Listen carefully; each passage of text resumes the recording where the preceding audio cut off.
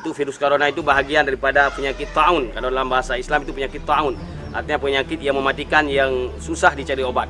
Untuk betul-betul menjaga dan memboikot makanan-makanan yang didatangkan dari Cina. Begitu sombongnya Cina, maka Allah kirimkan tentaranya yang mereka mungkin akan menghilangkan kesombongan yang mereka selama ini menyombongkan diri.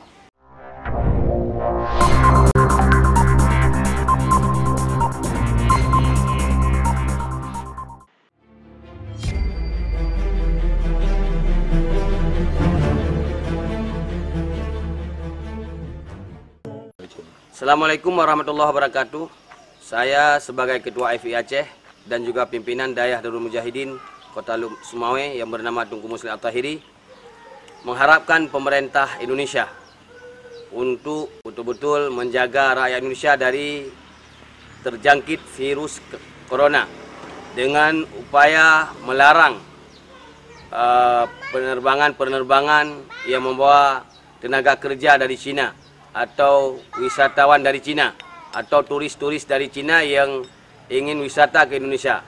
Kita selama virus itu belum bisa dibasmi, mohon pemerintah Indonesia bisa menjaga bandara dan membatasi tenaga kerja atau turis asing dari Cina yang datang ke Indonesia. Dan juga untuk segera mengeluarkan kebijakan atau aturan untuk memboikot segala makanan yang didatangkan dari negeri Cina.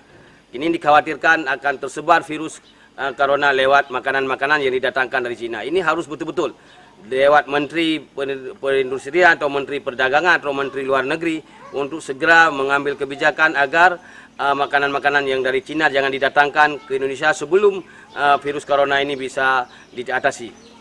Kemudian juga kita sangat mengharapkan kepada seluruh masyarakat Indonesia untuk betul-betul menjaga dan memboikot makanan-makanan yang didatangkan dari Cina.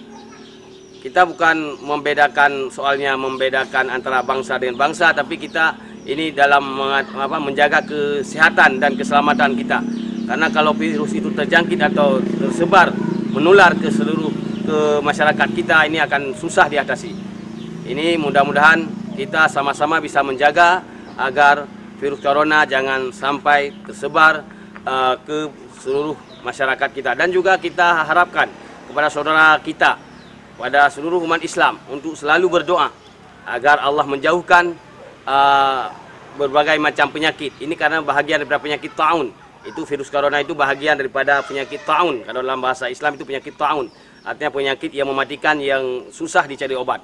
Maka kita untuk mendoakan, untuk berdoa bersama di masjid, di musalla, di menasah dan sebagainya, untuk kita doakan agar Allah tidak mengirimkan penyakit seperti itu. Itu karena bahagian daripada tentara Allah.